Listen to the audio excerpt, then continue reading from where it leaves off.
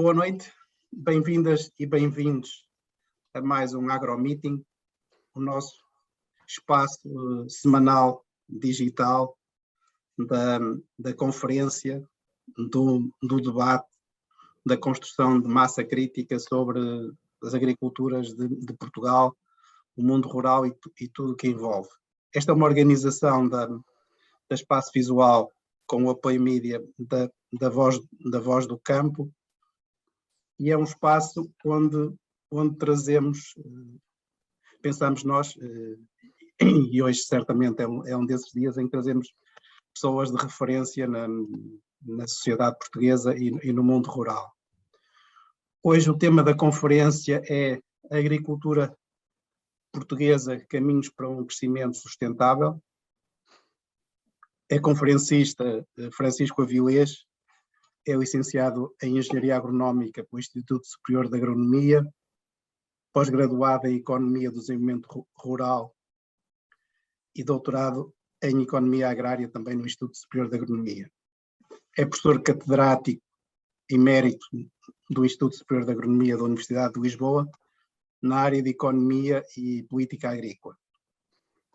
É sócio fundador e coordenador científico da AgroGES e é membro dos grupos de peritos para a reforma da PAC pós-2013 e pós-2020. Mais que tudo,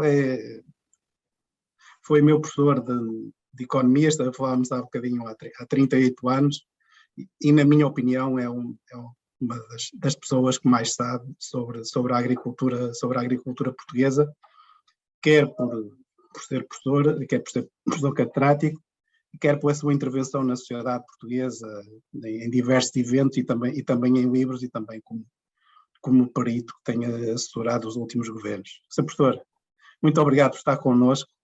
É um enorme gosto revê-lo e estar consigo neste espaço. Muito obrigado. Tenho a palavra. Muito obrigado eu. Boas noites. Começo já por agradecer terem-se lembrado de mim para esta apresentação, esta intervenção. Tenho muito gosto nisso, José Martins. Voltámos a encontrar, que já nos tínhamos encontrado, por acaso até há pouco tempo, tivemos muito tempo sem nos vermos, e outro dia vimos na herdade a Galça da Parreira, não é? Lá naquela coisa. Sim. Eu preparei aqui um PowerPoint, uma apresentação, e que vou procurar fazer o mais rapidamente possível, em que vou dividir, como o Zé já disse qual é que era o título, eu vou dividir isto em 4 pontos, uma breve introdução, depois vou-me debruçar sobre o comportamento económico da agricultura portuguesa nas últimas décadas, sobre aquilo que eu considero ser os principais objetivos e áreas de intervenção estratégica futura, e depois, muito brevemente, sobre que tipo de contributos é que a PEPAC pode dar para o crescimento sustentável da agricultura portuguesa. Portanto, no fundo, que papel é que a PEPAC pode ter no âmbito do crescimento sustentável da agricultura portuguesa. Do meu entender, o grande desafio que a agricultura portuguesa vai ter que enfrentar nas próximas épocas tem a ver com o ser capaz de crescer de forma sustentável.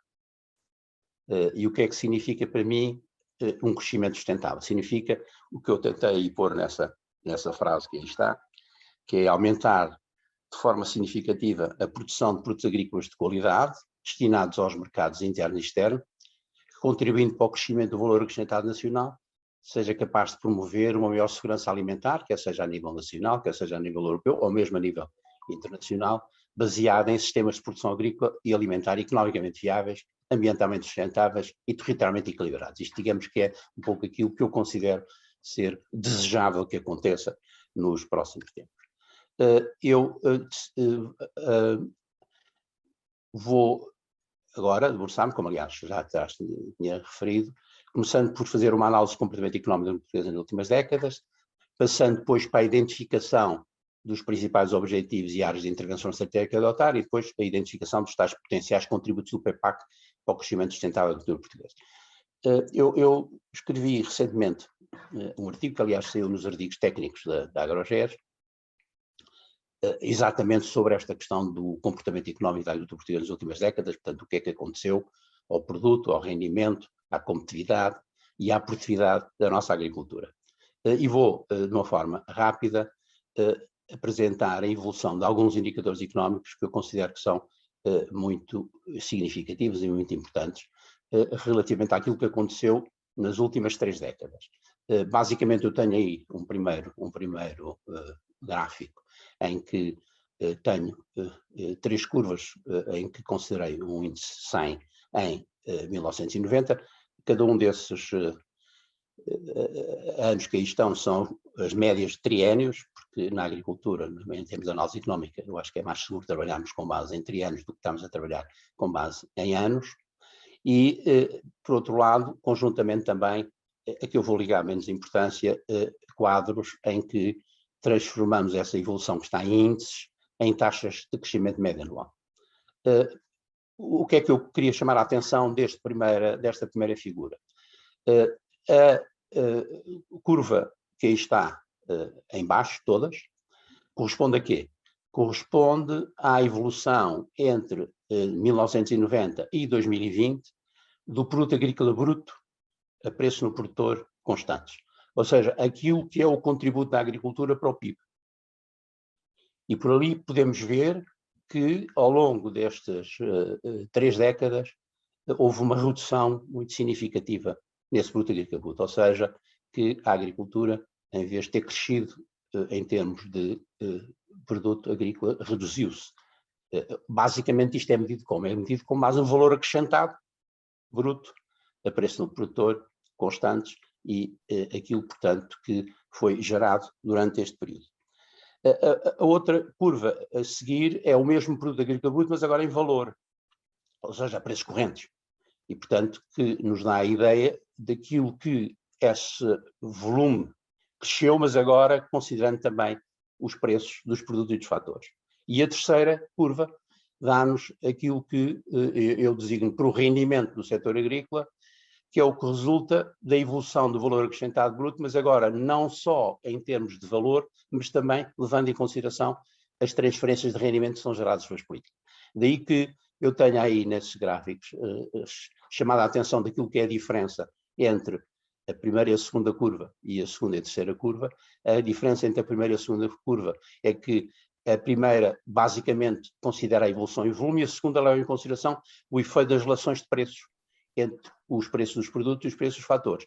E a diferença entre a segunda e a terceira curva tem a ver fundamentalmente com o efeito dos apoios diretos ao rendimento dos produtores, no fundo, chamados pagamentos diretos aos produtores. Esta evolução, o que é que nos diz? Diz-nos que durante as 2 primeiras décadas o comportamento do setor foi claramente desfavorável,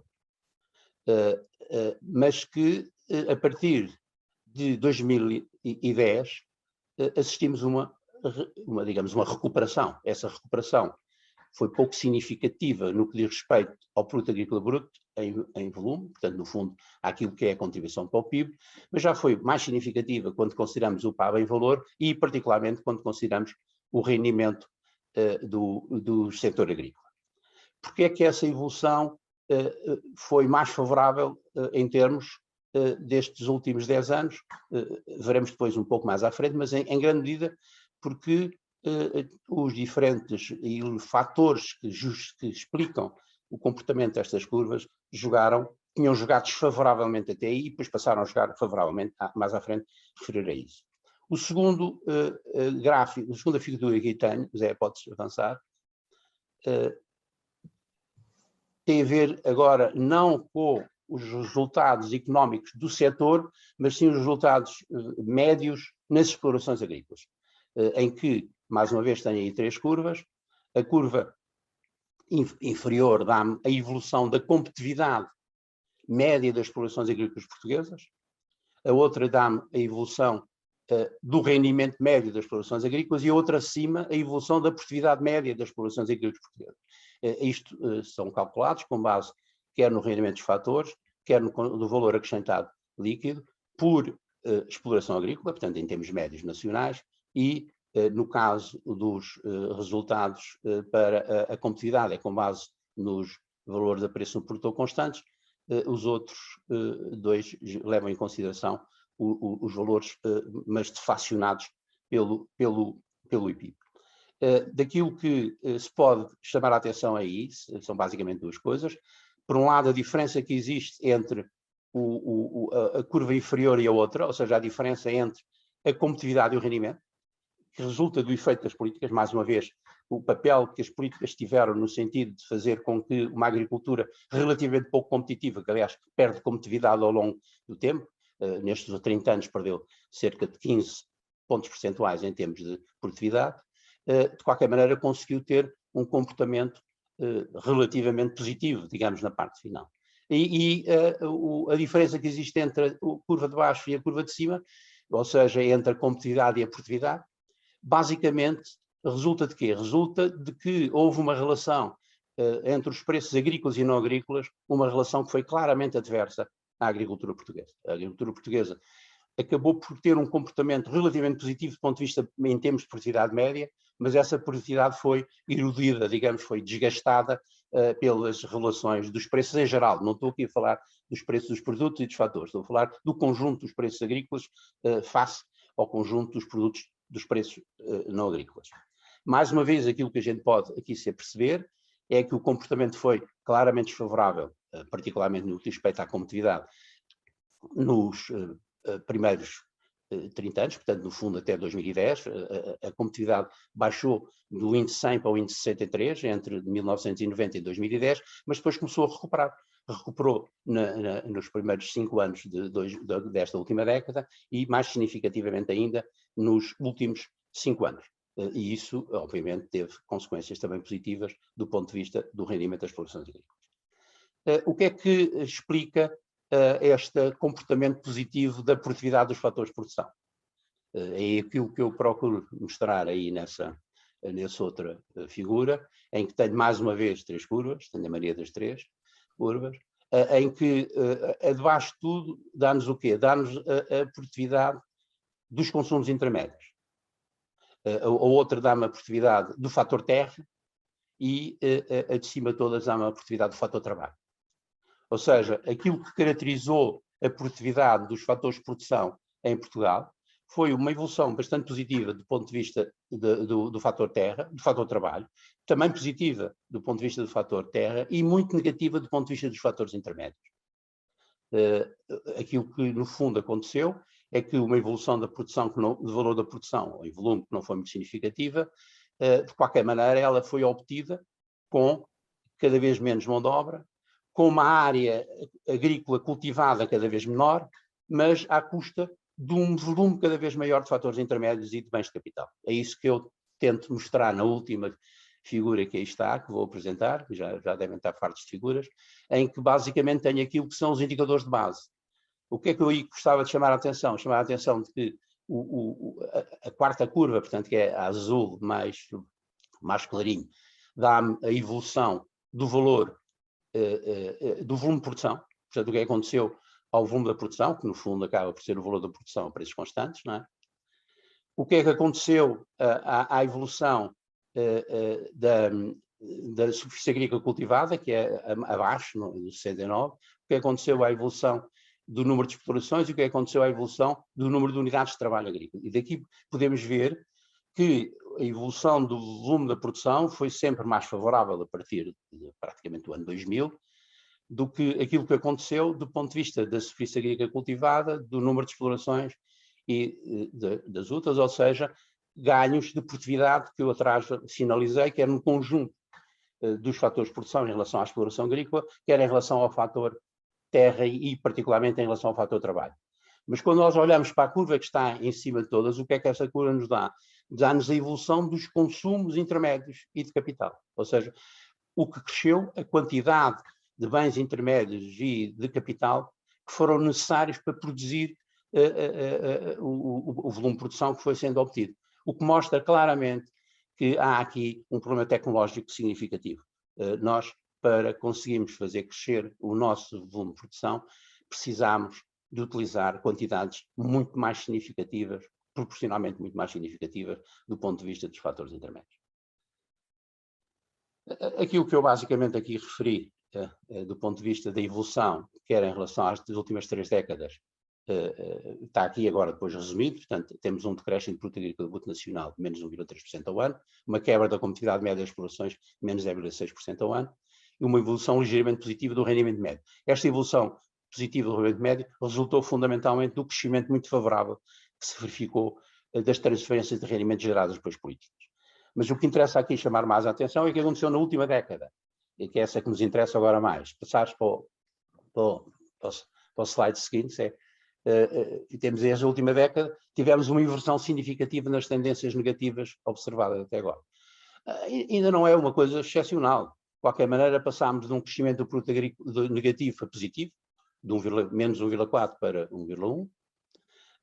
Passámos para um ganho de competitividade média das explorações. Nós tínhamos tido percas de competitividade e a competitividade agora cresceu. Cresceu muito à custa de um crescimento grande da produtividade, o que é significativo, muito importante.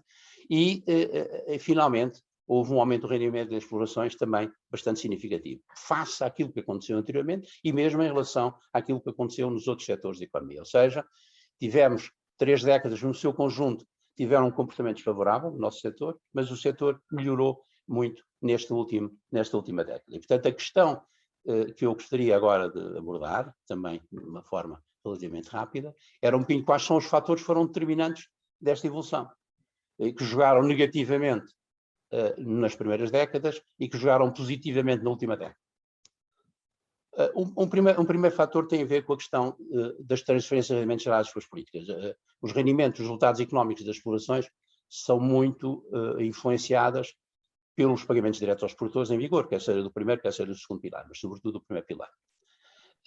O facto dessas transferências de rendimentos serem muito desiguais, ou seja, do sistema de apoio ao rendimento ser pouco equitativo, leva a que muitas vezes a viabilidade económica das explorações, sobretudo das pequenas explorações, acaba por não ser garantida pelo sistema de apoio ao rendimento existente, o que seria desejável que fosse, e ao mesmo tempo acaba por dar muitas vezes margem às explorações de maior dimensão, muitas vezes de maior rentabilidade, para conseguirem ter uma viabilidade económica claramente acima da sua competitividade económica e funciona como um desincentivo à realização de investimentos e de modernização tecnológica, o que é negativo. Portanto, se os apoios dados pelas políticas são positivos do ponto de vista da viabilização, essa viabilização nem sempre é suficiente para determinado tipo de explorações e acaba por pôr em causa os incentivos a que haja uma maior modernização, que haja uma maior evolução tecnológica noutros casos. O segundo fator está associado com a redução da superfície cultivada, agrícola cultivada. E eu entendo aqui a superfície agrícola cultivada como sendo a superfície agrícola utilizada menos os prados e pastagens permanentes pobres, que no fundo, na prática, acabam por ser áreas, áreas que estão mais ou menos abandonadas. Essa evolução que se verificou muito ao nível, sobretudo, do desaparecimento de pequenas explorações, mas principalmente da conversão nas maiores explorações de terra arável em pastagens permanentes pobres. Na prática, o que é que esteve associado? Esteve associado com baixas produtividades que não derivam só das condições naturais dos nossos solos, mas que resultam também do tipo de práticas agrícolas que foram utilizadas ao longo do tempo e que levaram a alguma degradação dos nossos solos. E, por outro lado, também a uma crescente déficit hídrico, portanto, cada vez mais problemas ao nível da possibilidade de garantirmos, em algumas zonas do país, as disponibilidades de água necessárias para assegurar o desenvolvimento das culturas. O terceiro fator é aquele que eu considero que é mais significativo e que tem a ver com aquilo que eu procurei atrás mostrar, comparando a evolução da curva do volume da produção com a curva do volume de consumos intermédios e de capital, que é, no fundo, o modelo tecnológico que foi utilizado ao longo deste período foi claramente um modelo tecnológico de intensificação convencional, em que os ganhos de produção resultam fundamentalmente de aumentos mais proporcionais na utilização de fatores de produção, quer sejam intermédios, quer sejam de capital. Ou seja, aquilo que nós temos assistido, se bem que aquilo que se verifica é que na última década esta situação começou a inverter-se, o que é um bom sinal, é um significado que na prática começa a haver alguma transição do modelo tecnológico de intensificação agrícola tradicional, convencional, para aquilo que se chama o modelo de intensificação tecnológico sustentável.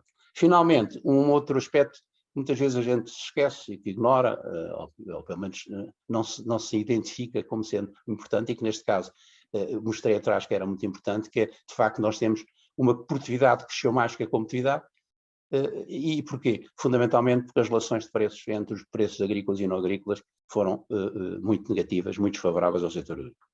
Isto que foram os aspectos que funcionaram negativamente nas primeiras 3 décadas, no seu conjunto, funcionaram positivamente na última década e, portanto, a questão que se põe é como é que nós, a partir daqui, podemos identificar a melhor forma de alcançar ganhos de crescimento sustentável num contexto que é um contexto que, depois de um conjunto de anos que funcionou de uma forma mais negativa, começa a dar alguns sinais de recuperação e que importa a todo o custo tirar partido e integrar.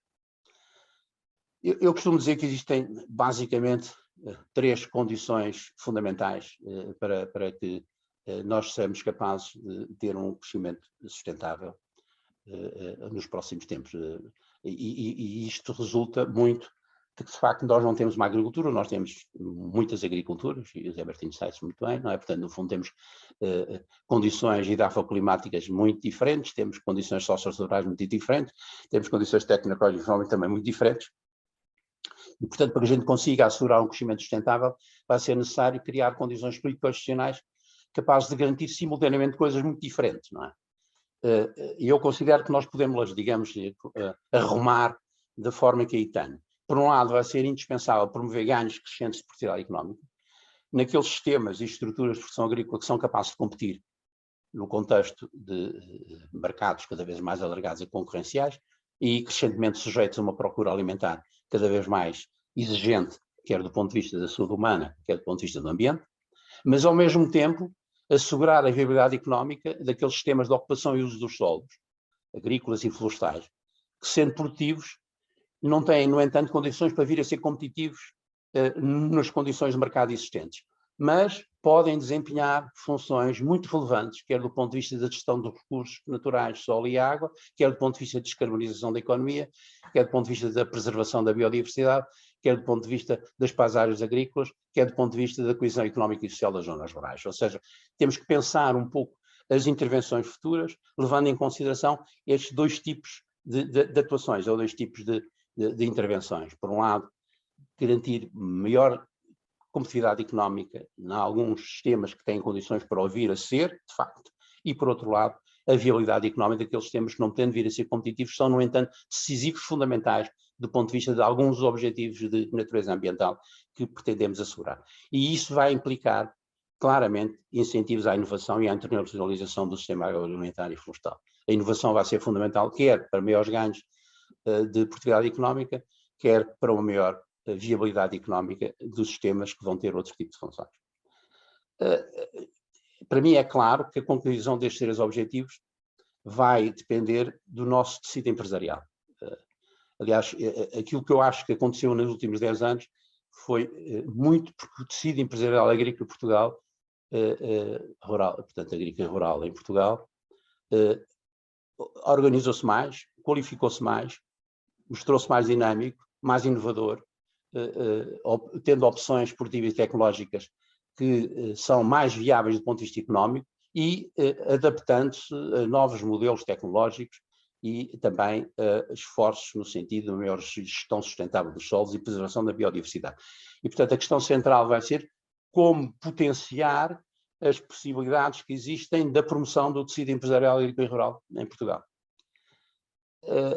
Eu acho que isso vai passar por se adotar um conjunto coerente de intervenções estratégicas em que venha a ser dado prioridade a esses 4 aspectos que aí estão. Primeiro, um sistema de apoio aos produtores mais equitativo e melhor orientado para a resiliência dos sistemas, para garantir a resiliência dos sistemas de produção. O segundo, incentivos à adoção de tecnologias e práticas agrícolas capazes de promover um aumento do teor matéria orgânica dos solos, uma maior eficiência no uso dos fatores de produção, à modernização e expansão dos regadios privados e públicos e, finalmente, ao reforço da organização dos produtores e da sua posição no âmbito da cadeia alimentar. A meu ver, são essas as 4 grandes áreas onde se deve intervir, em que é a aposta que, em meu entender, é necessário assegurar se queremos, de facto, ter um crescimento sustentável por parte da nossa agricultura ao longo das próximas décadas. Na minha opinião, o PEPAC pode vir a assumir uma importância decisiva neste contexto, sendo, obviamente, dependente daquilo que é os contributos ou o papel que ele pode vir a desempenhar. Mais uma vez, arrumei isto em quatro aspectos e que têm a ver, em certa medida, com os 4 grandes questões ou áreas de intervenção que eu tinha referido anteriormente. Em relação ao sistema de apoio ao rendimento, as decisões, as opções que estão neste momento em discussão no âmbito do PEPAC, como sabem, o PEPAC já foi uma versão para Bruxelas no início deste ano. Neste momento, Bruxelas respondeu com um conjunto muito alargado de comentários que estão neste momento a ser trabalhados pelo Gabinete de Planeamento e que, no fundo, corresponde a uma melhoria, digamos, a uma adaptação mais do nosso programa àquilo que Bruxelas considera que é decisivo face às orientações gerais, aos objetivos fixados e ao tipo de instrumentos, intervenções, digamos, que foram inicialmente consideradas como adequadas.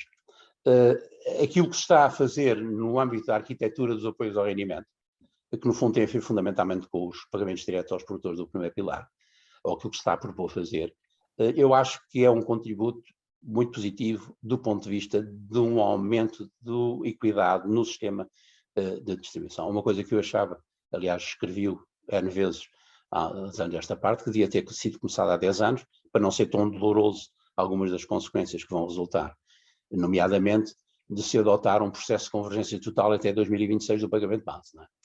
Mas, ao mesmo tempo, isso vai ser articulado com um claro reforço das verbas de apoios globais e unitários ao pagamento distributivo e às ajudas à pequena agricultura, vai permitir uma melhor redistribuição desses apoios e, por outro lado, vai permitir um alargamento e um reforço dos pagamentos ligados à produção, que em certa medida irá compensar alguns dos impactos mais negativos de tal estabelecimento ou de uma flat rate em 2027 ao nível do pagamento base. No que diz respeito à arquitetura verde, portanto, as boas condições agrícolas ambientais, aos pagamentos ecorregimes e às medidas agroambientais e clima, na minha opinião, da forma como elas foram preparadas, concebidas e estão, em certa medida, estão contidas, digamos, no documento do PEPAC, e elas estão orientadas de uma forma favorável, quer do ponto de vista do combate às alterações climáticas, quer do ponto de vista do uso sustentável dos solos e da água, quer do ponto de vista da biodiversidade e das paisagens, mas, em meu entender, as condições de elegibilidade foram estabelecidas, o tipo e os níveis de pagamentos e as metas globais são pouco ambiciosas, são bastante menos ambiciosas daquilo que seria desejável. Pode ser que eu me engane, é uma questão de se ver agora ao longo do tempo. Penso que se continua a insistir muito numa avaliação daquilo que se pretende obter com base nas práticas e levando pouco em consideração a necessidade de garantir determinado tipo de resultados. Onde a questão do PEPAC é manifestamente insuficiente, digamos que em relação ao sistema de apoios diretos é bastante bom o que se propõe. Em relação à arquitetura verde, podia-se ter ido mais longe, mas onde se ficou muito longe daquilo que seria necessário face às necessidades previstas é no âmbito dos investimentos na área do regadio privados e públicos. Aquilo que na prática são as verbas disponíveis, são menos do que estiveram no quadro anterior, quando comparadas com aquilo que todos os trabalhos têm vindo a ser feitos, quer por parte das entidades públicas, quer por parte da FENARREG, no que diz respeito àquilo que são as necessidades no âmbito quer da modernização, quer da expansão dos regadios, quer na perspectiva do aumento da capacidade de armazenamento de água, quer na perspectiva da sua distribuição, quer nos apoios que é necessário dar à pequena agricultura e aos regadios privados, fica muito aquém. E aquilo que, à partida, nós poderíamos admitir que seria que estes fundos, sendo relativamente pequenos, poderiam ser complementados com outros fundos disponíveis, eu tenho grandes dúvidas que isso vai acontecer, que outros fundos, e os fundos são muito significativos, basta olhar para o PRR.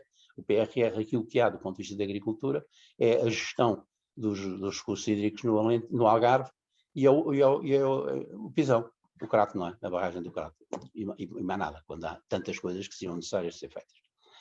Finalmente, o relatório do PEPAC, no que diz respeito ao reforço da posição dos agricultores, na cadeia alimentar apresenta um conjunto, ou identifica um conjunto de necessidades de intervenção muito interessantes. Não é? A grande questão é até que ponto é que elas vão ser ou não vão ser eficazes. Não é? E isso passa, no meu entender, muito por aquilo que vai ser o papel que virá a desempenhar pela Parca. Como sabe, a Parca foi criada em 2011, é uma plataforma de acompanhamento das relações dentro da cadeia alimentar, onde, de uma forma que me parece muito interessante, se procura pôr a par, em discussão, digamos, em contacto, os diferentes agentes económicos que estão envolvidos na cadeia alimentar, mas o que tem acontecido é que os progressos têm sido uns progressos relativamente lentos. Houve uma criação de um código de boas práticas comerciais para a cadeia de abastecimento agroalimentar, mas aquilo que no fundo é a questão central, que é a grande diferença de relações de força entre a produção e entre a distribuição, vai ser difícil de ser ultrapassada se não houver vontade política para que isso aconteça. E essa vontade política, como sabe, não é fácil, até porque neste momento as cadeias de distribuição estão sobretudo interessadas em não perder consumidores e pretendem não perder consumidores com preços baixos e concorrem para preços menores possíveis e, portanto, procuram fazê-lo à custa de quem lhes fornece os alimentos, portanto, no fundo, e outros indústrias, ou seja, à custa dos produtores. E era basicamente isto que eu tinha aqui reunido para vos apresentar e espero que tenha tido alguma utilidade em termos de compreensão daquilo que tem passado no setor e aquilo que, a meu entender, poderá vir a passar-se. Muito obrigado. Eu acho que isto é uma excelente radiografia e retrato da economia na agricultura portuguesa e acho que temos aqui temas para debate e para ouvir as suas opiniões. Eu penso, a primeira questão que nos colocam aqui no bate-papo, penso que o professor já respondeu no gráfico, mas de qualquer maneira eu coloco. Se as ajudas ao rendimento fossem retiradas, o que aconteceria à agricultura portuguesa? Vou responder? Sim, sim.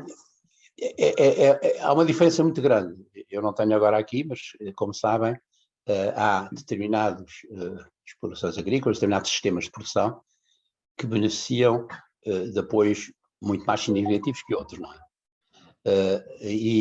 Se nós, em termos médios, tirássemos as ajudas ao rendimento, no fundo o que isso significaria é que nós baixávamos em média, cerca de 20% na receita bruta da exploração. Mas se nós compararmos isso entre diferentes tipos de explorações, de acordo com a sua dimensão e de acordo com os sistemas de produção praticados, há casos em que isso significaria reduzir quase 100% da receita bruta e noutros casos em que representaria pouco, 2%, 3% dessa receita bruta. E, portanto, aquilo que me parece que é a questão central, e não está em causa que esse tipo de apoios venham a desaparecer, é que esse tipo de apoios sejam prestados de uma forma bastante mais coerente e bastante mais consistente do que aquilo que tem sido feito. E isso passa, em meu entender, por uma muito maior equidade na sua distribuição. Portanto, basicamente essa distribuição baseou-se em quê? Baseou-se num modelo histórico de atribuição de direitos, que verificou-se quando foi a reforma de 2013, em que se substituíram os pagamentos ligados pelos pagamentos desligados e que se basearam nas percas de rendimento que isso provocava e, evidentemente, quem tinha rendimentos mais elevados e que perdia mais foram aqueles que acabaram por ser beneficiados. Neste momento, esse modelo de atribuição de direitos vai acabar e aquilo que vai acontecer é que o pagamento base mais o greening, que neste momento em média representa cerca de 160 euros por hectare, vai baixar para cerca de 80 euros por hectare. Como há alguns casos o pagamento base mais o greening atingia 800, 600, 300, 1000, vai haver situações relativamente dolorosas do ponto de vista dessa evolução. E eu diria assim de uma forma muito, muito simples e muito rápida, que os sistemas intensivos de produção de leite, de carne, de arroz, tomate para a indústria, de arvenço de regadio, vão ser mais penalizados, porque são aqueles que neste momento são mais apoiados. Agora, alguns desses sistemas têm produtividades e têm dimensão que lhes permite aguentar relativamente bem esse tipo de alteração, sobretudo se ela depois for conjugada com os chamados pagamentos ligados à produção, portanto, no fundo, que vão também existir e vão, aliás, ser reforçados. E, portanto, a questão dos pagamentos, quando eu refiro que vai ser necessário repensar o sistema de apoios diretos aos rendimentos, não é no sentido de eles desaparecerem, é no sentido de eles serem muito mais equilibrados e, no fundo, permitirem apoiar mais aqueles que mais precisam ser apoiados e apoiar menos aqueles outros, sobretudo levando-os aqueles que respondam, melhorando a sua produtividade e melhorando, digamos, as suas estruturas de produção e, consequentemente, melhorando a sua capacidade para competir. Professor, mas isto não seria mais equitativo, pronto, e a questão é minha, se as ajudas fossem atribuídas em função da rentabilidade das fileiras, isto é, o GPP tem valores relativos às fileiras portuguesas. Não seria mais equitativo selecionar, dizer esta fileira não tem apoio e aquela tem porque o necessita, em lugar de se dar um bocado a todos e depois fazer visto por um critério de área? Isso tem muito a ver com aquilo que é aceitável ou não é aceitável do ponto de vista da Organização Mundial de Comércio. Portanto, há limitações significativas do ponto de vista dos apoios que podem ser dados, não é? E esses apoios têm que ser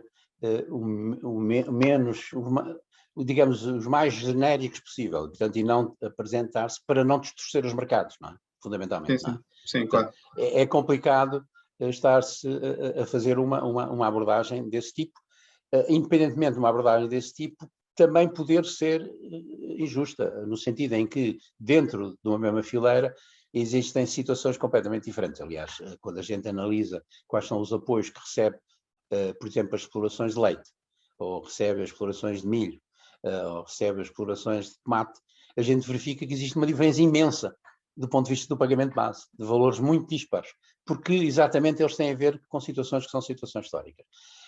Eu acho que dentro do quadro das possibilidades que existe, do ponto de vista de manter um sistema de apoios, dentro daquilo que está negociado a nível internacional, eu acho que o esforço que se está a fazer é um esforço positivo e que me parece que aproxima um bocadinho de uma situação mais favorável do que aquilo que existe neste momento.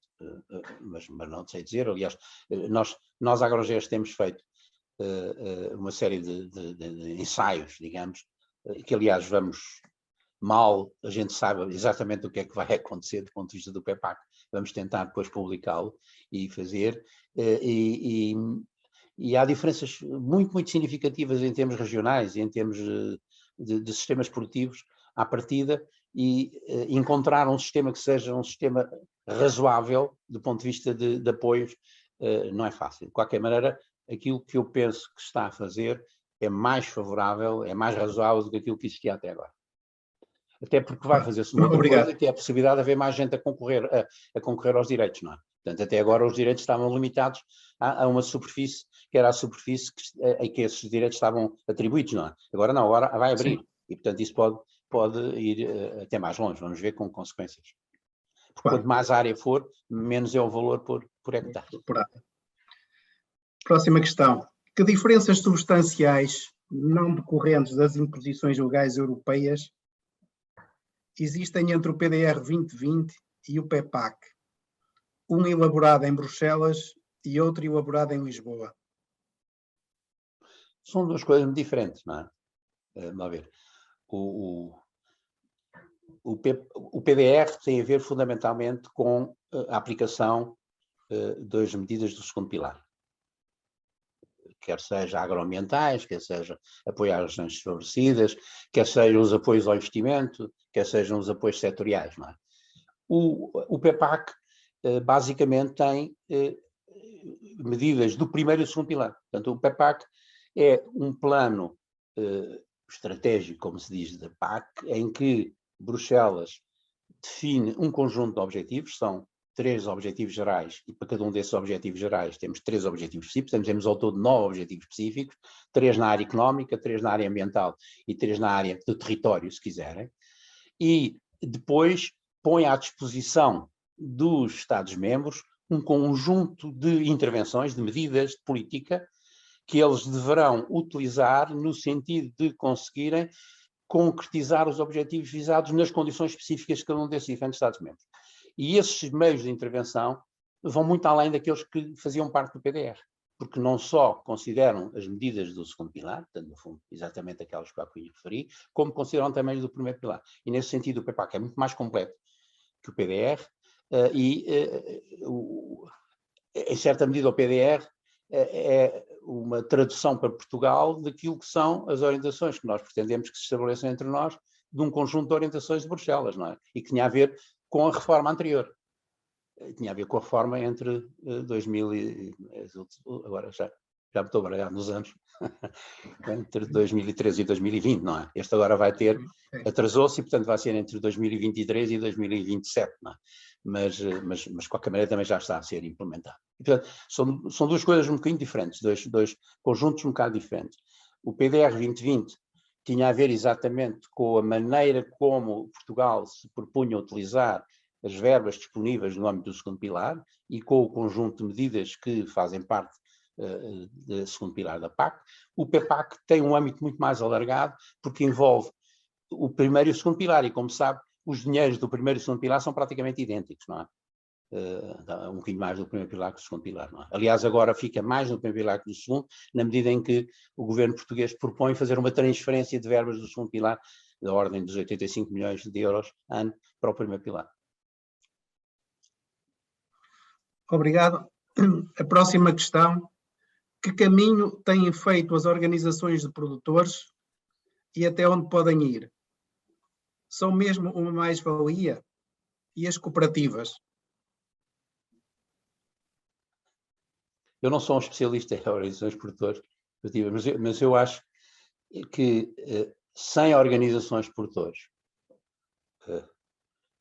fortes, dinâmicas, bem organizadas, competentes tecnicamente, com disponibilidades financeiras suficientes, não vai ser possível transformar a agricultura portuguesa, não vai ser possível conseguir um crescimento da nossa agricultura. E o crescimento da nossa agricultura neste momento, tal qual como o crescimento da agricultura na Europa em geral, é extremamente importante, que tem a ver com aquilo que já era e ainda para mais com todo este conjunto de situações que se têm vindo a gerar, primeiro com a pandemia e agora particularmente com a guerra na Ucrânia.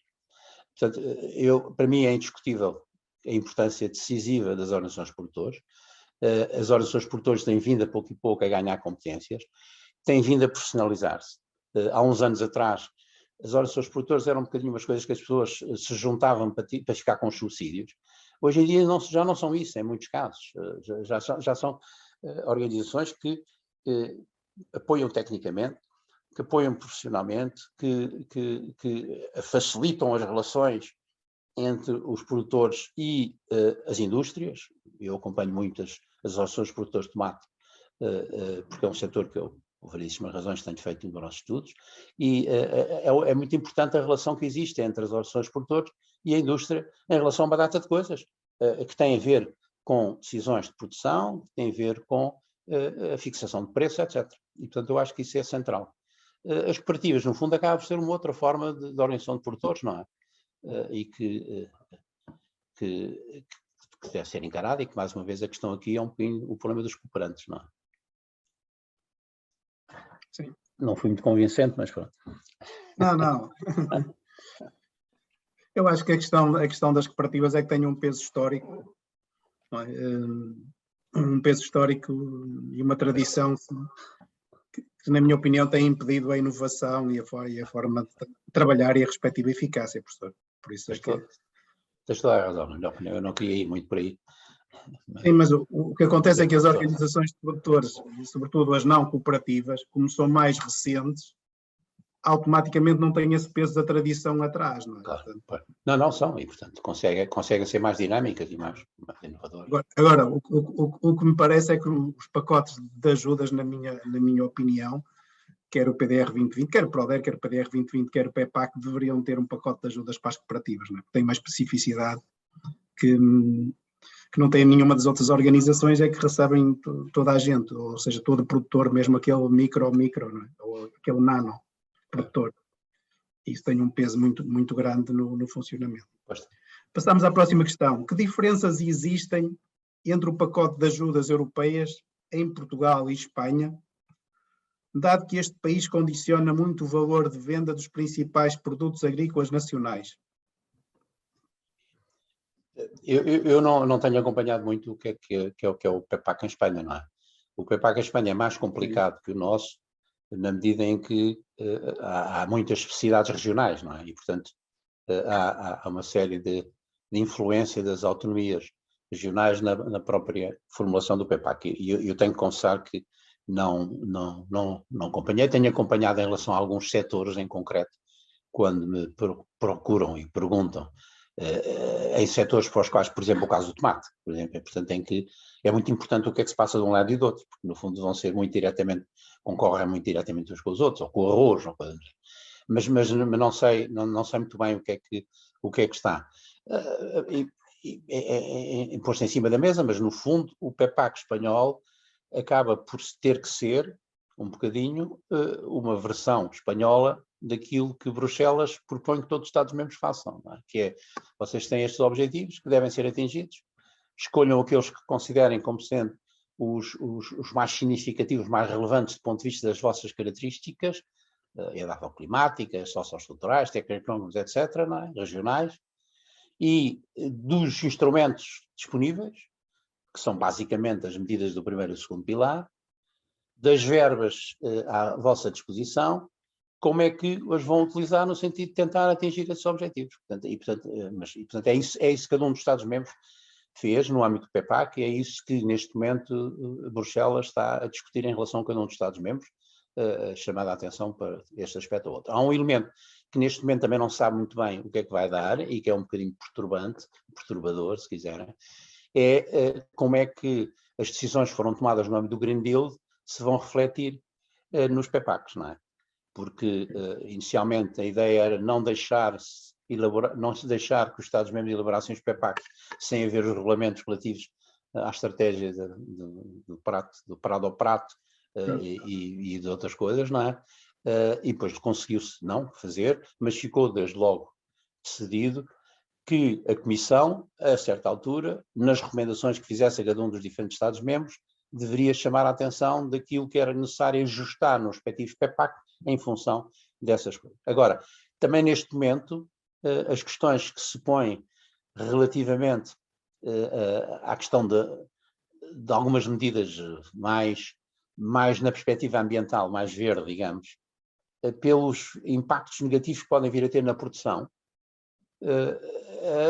não sei muito bem o que é que vai acontecer, não é? Quer dizer, portanto, quando começa a pensar da necessidade de reduzir significativamente a utilização de fertilizantes, ou reduzir significativamente a utilização de fitofármacos, ou de aumentar significativamente a área da agricultura biológica, o que é que isso significa de impacto negativo na produção?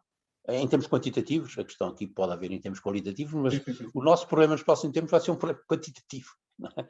Porque vai haver um mercado cada vez mais perturbado, com tendência em que as relações de oferta e procura acabam por ter preços muito elevados, e portanto se a gente não tiver condições de aumentar a nossa oferta, isso vai ter resultados bastante negativos do ponto de vista de cada um dos diferentes Estados-membros.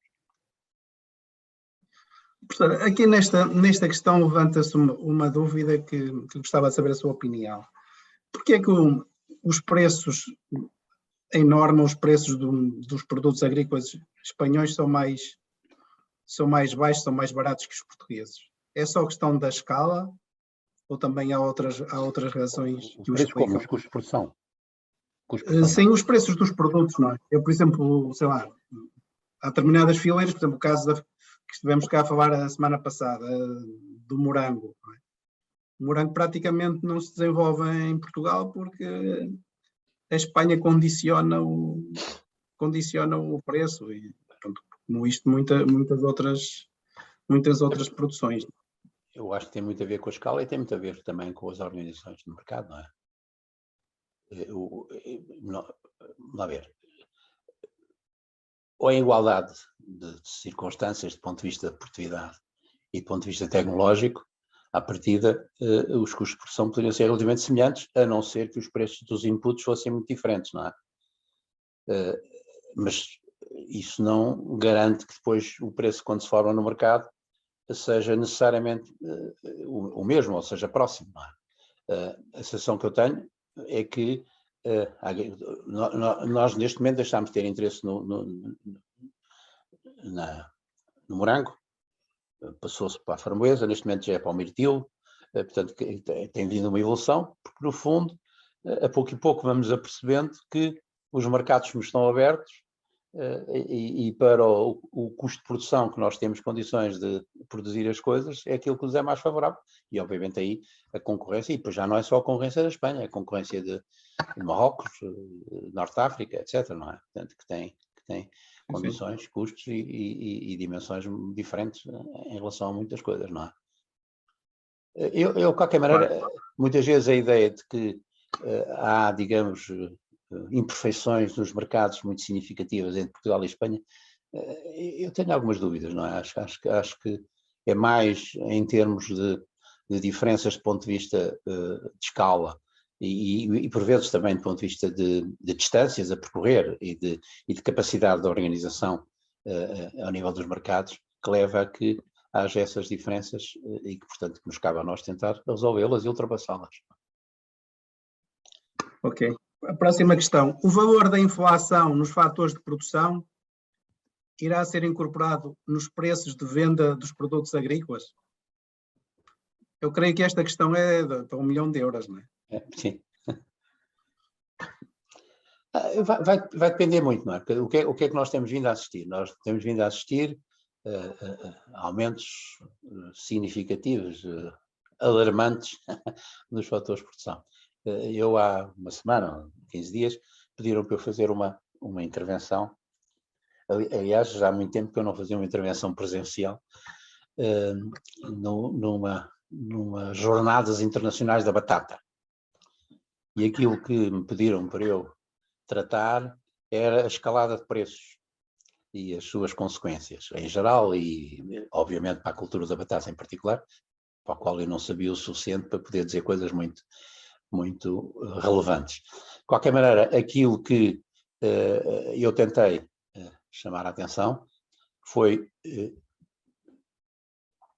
por um lado, que aquilo que está a passar agora já se passou várias vezes ao longo dos últimos 50 anos, não é? Portanto, esta é a quarta escalada de preço de petróleo, digamos, que há desde 1971 ou 72, não é?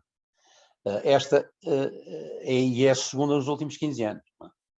Houve muito grande em 2008 e, portanto, agora, não é? Por outro lado, que apesar da guerra na Ucrânia ter acelerado muito o processo, este processo já vinha atrás, não é? Portanto, ele no fundo começou a surgir como todo o processo inflacionista surge, que é aparecer no mercado muito mais dinheiro do que aquele que se consegue utilizar e que resultou das políticas expansionistas orçamentais e monetárias que foram adotadas durante a pandemia. E não podia ser de outra maneira, porque era a forma que havia de tentar manter vivo o tecido produtivo, não é? E depois isso acabou por se refletir, mais tarde, numa recuperação muito rápida da procura que a oferta não conseguiu acompanhar, não é? E depois isso foi a pouco e pouco incorporado. Agora, de facto, o que se viu, e já anteriormente acontecia isso quando havia uma escalada de preço de petróleo, é logo os fertilizantes, os herbicidas, mas também depois os preços dos produtos agrícolas, não é? A questão que se põe aqui é, uma coisa que é garantido é a subida dos custos de produção. A gente não tem a certeza o que é que vai acontecer depois ao preço do produto, nomeadamente para quem toma agora decisões de produção e que só vai vender daqui a uns meses, não é? Em princípio, aquilo que a gente tem vindo a assistir, por exemplo, no caso dos cereais, é uma subida enorme dos preços do mercado mundial que acabam, com certeza, de se refletir nos preços internos dos cereais. O que é negativo para a pecuária, mas que é positivo para quem produz cereais, não é? Agora, há, com certeza, determinado tipo de produtos em que o impacto vai ser, com certeza, muito mais negativo ao nível dos custos do que propriamente ao nível das receitas. Até porque vão depender depois de quem lhe compra, e quem lhe compra vai procurar incorporar o menos possível no preço final aquilo que seria o acréscimo de custos de produção. Portanto, eu acho que isso vai variar muito, mas vai haver com certeza algum reflexo. Será suficiente? Aquilo que eu, naquele caso, no exemplo que eu usei, considerando produtores representativos do Ribatejo, do Val do Tejo, aliás, e depois da batata, é que havendo uma subida do ponto de vista do gás óleo verde, que eu admitia da ordem dos 50%, havendo uma subida dos herbicidas da ordem dos 200% e da ordem dos 50% nos outros fitofármacos, e uma subida de 300% nos fertilizantes, era preciso que o preço da batata, de venda da batata, crescesse 30%, era suficiente que crescesse 30% para conseguir compensar. Agora, crescer 30% do preço da batata depende de uma data de coisas, nomeadamente de quem vende a batata depois ao consumidor e da concorrência que vai desencadear entre isso. E portanto, é um exercício que é interessante tentar fazer em relação aos diferentes produtos, mas que a gente não pode, infelizmente, a gente não pode influenciar, não pode dizer, não há governo nenhum que vai poder dizer sim, vai ser assim, ela sabe.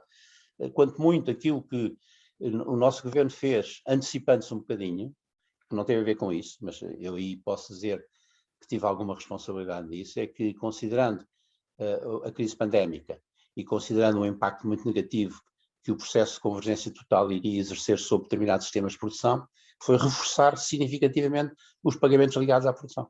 Portanto, no fundo, os chamados pagamentos associados, não é? Os pagamentos por hectare do arroz, do tomate, alargando aos cereais e alargando ao milho, do leite, portanto, tudo isso vai ser muito reforçado em termos de pagamentos. Isso já é uma forma de compensar. É claro que ninguém está a pensar que isso tivesse a ver com este processo inflacionista, ou tivesse a ver com... E, portanto, se calhar fica muito aquém daquilo que seria necessário face ao processo inflacionista em curso. O professor concorda com a minha análise, que é assim, o governo não tem muito a fazer neste aspecto, exceto aquele ponto que focou do melhor funcionamento da parca, não é? Ou seja, da melhor distribuição do valor entre a distribuição e a produção, não é? Fora do resto, o mercado tem que funcionar e o governo não tem influência sobre o mercado, não é? 100% de acordo. 100% de acordo. E temos que os convencer disso. Enquanto a gente se convencer que é possível intervir aqui e ali e acolá, eu acho que se tem que facilitar ao máximo, obviamente tem que se regular, sim. E um bocadinho a questão da parca é essa, não era? Portanto, regular os contratos, definir quais eram as boas práticas, etc. Sim, não é? Portanto, se isso fizer. O que acontece é que a relação de forças é muito desigual, não é? E estamos perante um mercado tipo monopsónico, não é monopsónico, mas é oligopsónico, é quase a mesma coisa. Sim. E aliás, nesse aspecto de funcionamento da parca, o relatório elaborado sobre a fileira do leite, não é? Na minha opinião, já escrevi publicamente sobre isso, é uma vergonha, porque não tem nada sobre a distribuição, não é? Tem sobre os produtores, sobre a indústria, mas sobre a distribuição não tem nada, não é? É um buraco negro, portanto. Parece nós fizemos agora um plano estratégico, ajudámos as direções regionais dos Açores relativamente ao leite e à carne, e foi uma das questões que a gente pôs, quer dizer, portanto, a gente, sim senhora, consegue dizer coisas sobre a produção e sobre a indústria, mas depois se a distribuição ficar à parte, dificilmente vai ser. É um buraco negro. Claro, é um buraco negro. E aí o governo, na minha opinião, tem instrumentos para isso, não é? Pode levantar esses dados e fazer... E o ter aparecido, é claro que boas intenções estão em inferno cheio, não é? Mas o ter aparecido como um dos objetivos específicos relativamente ao primeiro objetivo geral da competitividade e da resiliência económica, a melhoria da posição dos produtores nas cadeias alimentares, já é um sinal positivo. Obviamente agora tem que ser ver como é que isso se concretiza, não é? E como é que isso... Isso compete-nos a nós criar força na opinião pública e nos agricultores para que isso avance. Passando à próxima questão, quais as medidas de apoio ao investimento que recomenda que sejam mudadas no pacote do PEPAC para serem obtidos melhores resultados pelos agricultores? Eu acho que os apoios ao investimento, da maneira como têm funcionado, o grande problema é mais o sistema de funcionamento, a maneira como está a funcionar o sistema. Ou seja, eu não vejo, eu escrevi uma coisa já há uns tempos sobre isso, e que basicamente o que eu dizia é que aquilo que nos interessa são investimentos que gerem valor acrescentado. e que não vale a pena inventar milhares de critérios para depois selecionar os projetos. Quer dizer, quanto muito, podemos ter formas de diferenciar os apoios de acordo com os diferentes tipos de situações. Não é? Agora, Sim. quando nós arranjamos um esquema muito complicado relativamente à questão da forma final de calcular, já não sei como é que ele se chama, a valia do projeto, não é? Valia global da operação. Exato, valia global da operação. O que é que acontece na prática? É que leva a uma data de malandrices para quem trabalha nestas coisas de preparar candidaturas, sabe muito bem que depois a certa altura aquilo é uma maneira de ver qual é a melhor maneira de conseguir que o VGO suba, sem muitas vezes, mas sobretudo cria um processo burocrático complicadíssimo, que leva a que as pessoas cheguem a estar meses e meses sem fim à espera de uma decisão relativamente ao apoio ou não apoio ao seu investimento. E eu acho que os investimentos, nós devemos limitar ao máximo a intervenção do governo no sentido de dizer o senhor investe aqui ou investe lá. Criar um quadro geral de apoios ao investimento e depois há uma decisão por parte dos empresários do que é que de facto lhes interessa fazer e obviamente depois têm que preparar projetos sérios que deverão ser apreciados seriamente também do ponto de vista técnico por quem tem a obrigação de aprovar ou não aprovar. Eu não daria grandes orientações relativamente ao investimento. Obviamente que há áreas em que eu acho que é decisiva. A questão do regadio, já o disse, é fundamental. Sim, claro. A questão dos solos é importante, mas a questão dos solos, se calhar, é muito mais por via de determinado tipo de apoios, a determinadas práticas, e isso pode ser feito no âmbito dos ecorregimes e das medidas agroambientais e não necessariamente por via dos investimentos. Mas apoio à agroindústria, alguma agroindústria também é importante, mas a pouco e pouco isso vai surgindo, não é? Em termos. Claro. Não, porque é assim, da apresentação do professor, o que realça à vista é que há uma ineficiência muito grande na utilização dos fatores de produção, não é? Ou seja, utilizamos muitos fatores de produção por unidade de produto. Eu acho que essa é a questão mais importante de todas, no fundo. Nem toda a gente está muito de acordo comigo, mas daquilo que são os números que a gente tem, de facto há aqui um problema tecnológico e que no fundo tem a ver um pouco com o modelo de intensificação que tem vindo a ser adotado, não é? E portanto, quando hoje em dia se discute muito a conversão, diz. Peço desculpa de eu ter interrompido. Não faz mal. O que eu vejo nesta questão do investimento é, há 40% do apoio ao investimento que vai para máquinas e equipamentos. E o que eu anoto, sobretudo nas regiões norte e centro, é que há muita subutilização das máquinas e equipamentos. E, por outro lado, analiso ao longo dos 30 e tal anos que tenho como projetista, é que o dinheiro, portanto, que existe para 7 anos nunca chega. Ou seja, há sempre uns anos em que o dinheiro não chega, em que a procura é maior que a oferta e que a disponibilidade de dinheiro. E, portanto, na minha perspectiva, eu acho que tem de ser feita alguma seleção do ponto de vista das culturas, concordo com o professor que não pode haver seleção política, mas do ponto de vista das elegibilidades, sobretudo aos equipamentos e sobretudo a alguns equipamentos, eu acho que deveria ser uma boa opção política, porque repare, acontece o que é que eu vejo. Por exemplo, se gasta muito dinheiro por exemplo, uma exploração tem 5 parcelas, passar a ter uma parcela, ou seja, eliminar bordas, portanto, aumentar a dimensão da parcela, não é? que é um valor muito baixo. Aliás, o recenseamento de 2019 diz que a média em Portugal que é 2,1 hectare, não é? Por parcela. Portanto, o terraplanar, a pedrega, a melhoria da fertilidade de fundo, eu acho que aqui deveria ser privilégio no investimento porque perdura no tempo, ou seja, vai baixar os custos na exploração. Qual é que é a sua opinião e a sua visão? Eu os apoios ao equipamento há imenso tempo que eu ando a dizer que, nomeadamente aos tratores, esqueçam, não é? Quando muito inicial, mas depois de substituição, eu acho que não tem sentido nenhum, não é?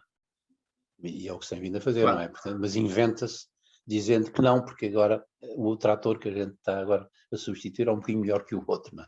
Portanto, eu aí estou 100% de acordo, acho que não tem sentido nenhum, e aí eu preferia 100 vezes mais apoiar os prestadores de serviços na área das máquinas agrícolas, não é? Sim, claro. Estar a ver.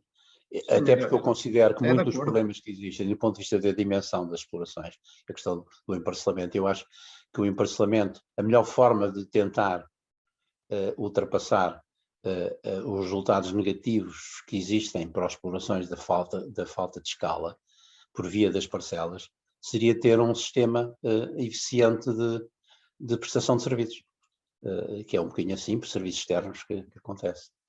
Não sei se perdi o Zé Martino de vista, não sei se alguém me está a falar. Sim, está-me a ouvir, não? Eu estou a ouvi-lo, estou. Está-me a ouvir, professor? Já. Peço desculpa que aqui a internet aqui Está bem, não há problema.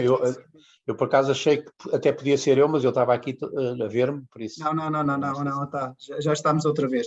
Próxima questão. Com as ajudas ligadas aos cereais e milho, qual o incremento de superfície que prevê seja atingido no fim do PEPAC?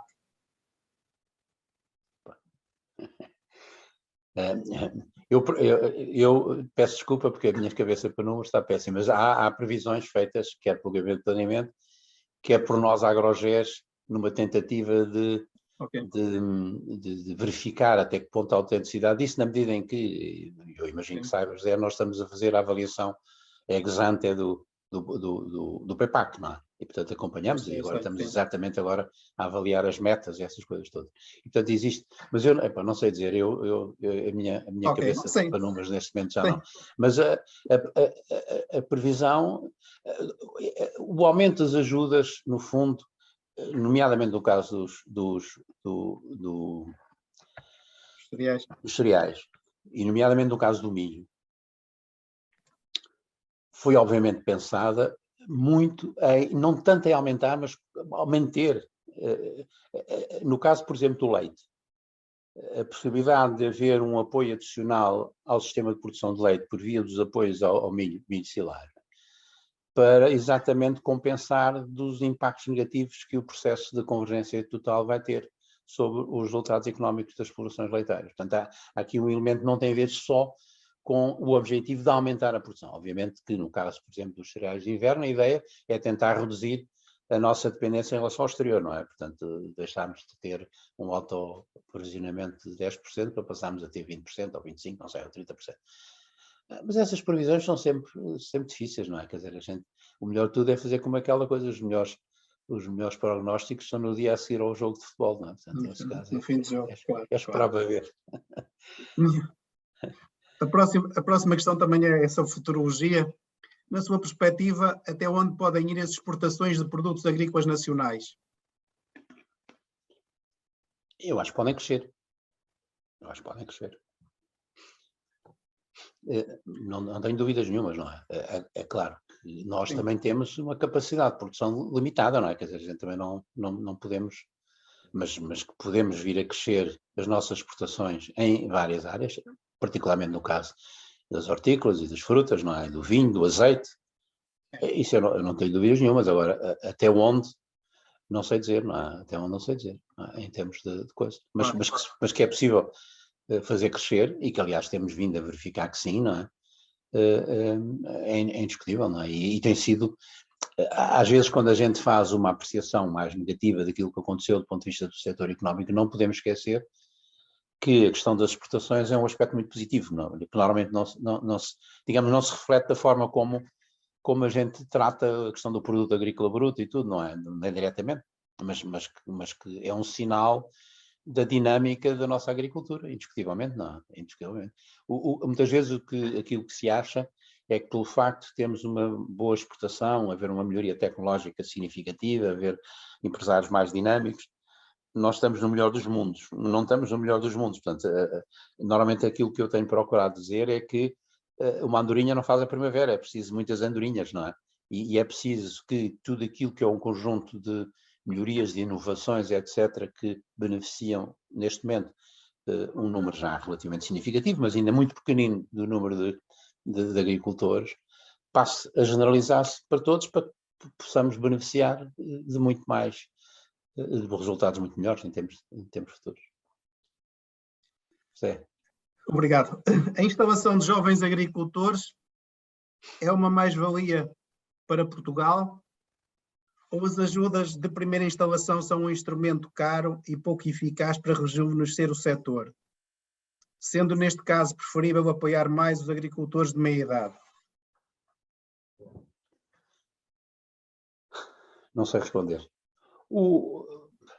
Quer dizer, eu acho que as ajudas à instalação dos jovens agricultores, se for séria, é positivo, não é? Não podemos é considerar que isso resolve, ou seja, que a gente não precisa dos outros para fazer avançar a nossa agricultura, e precisamos dos outros agricultores, não é? Portanto, mas também há os apoios.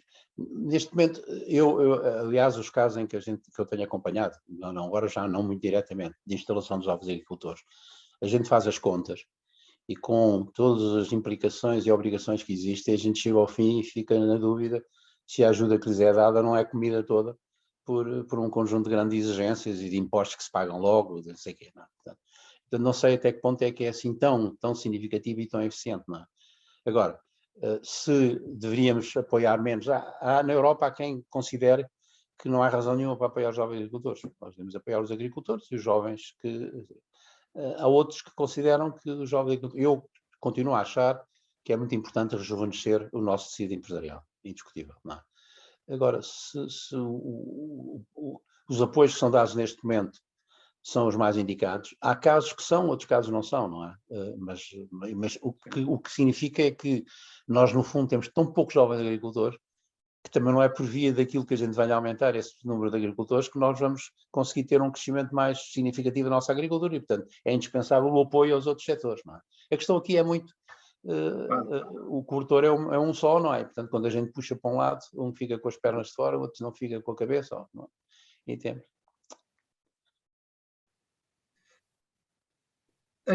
Esta é sobre a cultura da batata. A cultura da batata parece ter condições de solos e climas para se desenvolver, mas tal não acontece. Será necessário atribuir-lhe mais subsídios? O que é que tem acontecido? Não é? No fundo, o que tem havido é uma redução significativa da procura da batata. Entre nós. Por acaso não é verdade. A procura não tem, a casa consumo, mas tem aumentado a batata industrial, não é? Portanto, indústria. Não é? Nós temos produzido bastante menos. Eu acho que tem muito a ver com a existência de alternativas mais interessantes, quer dizer, dos agricultores.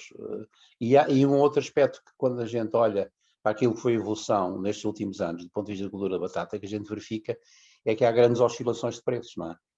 O que em grande medida tem a ver em anos de muita produção, que o preço baixa, as pessoas no ano a seguir não fazem, o preço sobe e depois assim sucessivamente. E isso cria uma instabilidade grande ao nível do mercado da batata. Sempre que a produção da batata, que é o caso da batata da indústria, está garantido com alguma estabilidade, tem havido uma evolução bastante mais positiva do ponto de vista da produção, não é? Só que é em condições um bocado diferentes daquelas que verificam, não é? Em termos de... Mas eu acho que tudo isto tem muito a ver com as alternativas. As alternativas têm surgido mais interessantes para umas coisas do que outras, não é? E os agricultores têm-se ido esforçar. Muitas vezes a batata estava também associada com pequena produção, não é? E os pequenos produtores também, muitos deles têm vindo a abandonar a atividade ou têm vindo a reduzir, à medida que vão envelhecendo, quais são as culturas que são praticadas e coisas, não? Eu acredito, professora, em que se conseguisse mexer em duas coisas, na questão do regadio, fazer um forcing para o melhorar e incrementar por aí fora rapidamente, e também na estrutura fundiária, sobretudo no norte e centro e Algarve, eu acho que a agricultura dava o regadio é indiscutível, não é? O regadio é indiscutível. A estrutura fundiária depende um bocadinho da forma como se atuar, porque vamos lá ver, a gente tem verificado alterações muito significativas por via do arrendamento, não é? Sim, mas para estas... Agora, há zonas onde isso não funciona tão bem, não é? Agora, por exemplo, a questão do emparcelamento, eu nunca acreditei muito nos projetos em parcelamento, não é? Portanto, somos dois, professor. Pronto. Aquilo que eu tenho visto dos casos que tenho acompanhado em Espanha e Itália é que a possibilidade de recorrer a serviços externos para fazer o mesmo tipo de operações em áreas maiores, não é? A grande questão aí é que os produtores têm que fazer mais ou menos as mesmas coisas para que isso possa vir a ficar, e não pode cada um ficar a fazer a sua coisa separadamente, não. Portanto, há aqui uma evolução, mas isso, acho que a pouco e pouco isso tem vindo a verificar-se em alguns casos. Eu não tenho acompanhado muito, mas aquilo que eu tenho visto, alguns artigos e coisas, não é? Tem havido uma evolução favorável nesse sentido. Agora, é de facto a questão fundiária uma questão importante, mas eu acho que é mais importante a questão da fertilidade dos solos. Depende muito das zonas, não é? Porque os solos, de facto, sim, nós temos teor de matéria orgânica muito baixo, não é? Quer dizer, e, portanto, eu acredito muito nas teses do professor Mário Carvalho. Acredito muito nas teses dele. Às vezes ele é um bocado exagerado em algumas coisas. Ele não está aqui para ouvir, não é?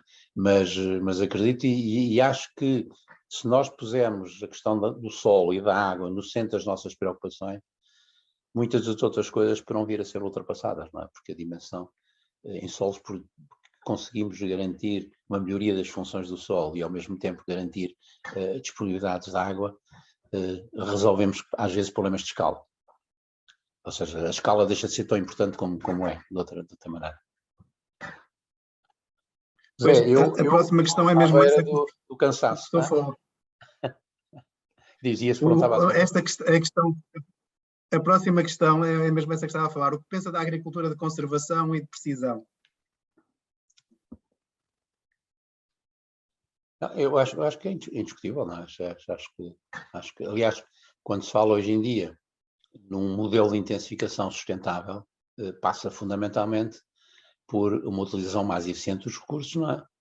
E, basicamente, por uma gestão mais sustentável dos solos, não é? Portanto, são duas coisas. A gestão mais sustentável do solo está claramente associada com a agricultura de conservação. Aquilo que no nosso caso eu até preferia chamar de agricultura regenerativa, porque o nosso problema não é conservar o teor de matéria orgânica dos nossos solos, o nosso problema é regenerar, é recuperar, é restaurar o teor de matéria orgânica dos nossos solos. Por isso é que eu chamaria mais uma agricultura regenerativa do que provavelmente uma agricultura de conservação. Então, a gente não, já tem pouca coisa para conservar, a gente tem que recuperar. E a agricultura de precisão, claro. Basicamente, e isso a gente tem vindo a fazer em muitos casos, a grande questão é como é que nós somos capazes de produzir o mesmo, ou mesmo produzir mais com menos inputs, não é? E é tal questão central, quer dizer, como é que a gente consegue fazer crescer, ou na pior das hipóteses, manter, utilizando muito menos consumos intermédios, que é a tal questão que é central, como é que a gente aumenta a produtividade dos nossos fatores intermédios e de capital. Claro. Professor, eu acho que ficaríamos por aqui. E eu agradeço porque estou já um bocado cansado. Pá. Sim, eu já não tenho a idade que tinha há 38 anos. Pá, pois, isto também aqui os nossos participantes mas gostei muito, fazem questões um bocadinho duras. Só tenho um ponto só para terminar. Normalmente nesta fase eu peço 2 ou 3 notas que devam ficar para a memória futura entre a apresentação e as questões que o professor considera importantes e que nós devamos reter. O que é que eu acho importante? Sim, entre o que falou e o que foi e das questões, o que é que nós...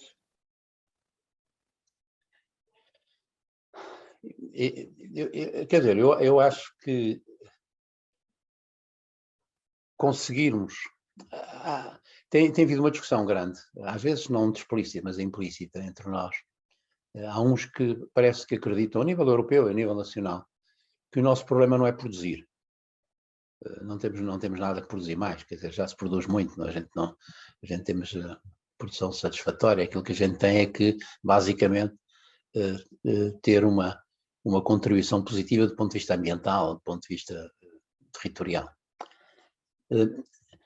E daí pensar-se que a gente consegue resolver os nossos problemas com a agricultura biológica, com uma coisa desse género. Eu acho que a questão central que nós temos é não podemos deixar de produzir. Temos que produzir cada vez com melhores práticas e de uma forma mais sustentável. Mas nós temos, e essa é a minha ideia do crescimento, é que nós temos mesmo que aumentar a nossa produção. Para aumentar a produção sem ter os impactos negativos do ponto de vista ambiental e do ponto de vista do território, temos que alterar substancialmente as tecnologias de produção utilizadas. E é nesse sentido que eu acho que deve ser um esforço feito. E isso vai levar, em alguns casos, a uma maior intensificação, em partes do território, quando há água, quando há melhores solos, quando há mais capacidade empresarial, quando há tecnologias mais adaptadas, e noutros casos vamos ter soluções que são soluções que não têm por objetivo produzir mais, têm por objetivo ter exercer funções relevantes do ponto de vista ambiental ou do ponto de vista do território. Portanto, para mim a questão é como é que nós vamos ser capazes de conciliar estas duas dinâmicas, digamos, e como é que nós privilegiamos tanto uns como outros, através dos apoios que podemos vir a dar e, sobretudo, através dos incentivos a que os nossos agricultores continuem a ser agricultores e consigam ter um nível de vida melhor do que têm tido até agora. Muito obrigado. Foi mesmo obrigado, um enorme gosto. Um enorme gosto de estar aqui consigo durante também gostei muito. Obrigado por me teres convidado. Esta hora e meia. Nós também agradeço aos participantes que estiveram connosco e peço desculpa de não termos respondido a todas as questões que nos colocaram, mas como viram foi completamente impossível e eu li-as por ordem de entrada. Continuaremos cá na próxima quarta-feira com a agricultura de precisão em Portugal, presente e futuro, e portanto será orador tanto o professor José Rafael Marques da Silva. Até lá, tenha uma boa noite, uma boa semana, professor. Um grande abraço. Obrigado, Zé. Um grande abraço e obrigado.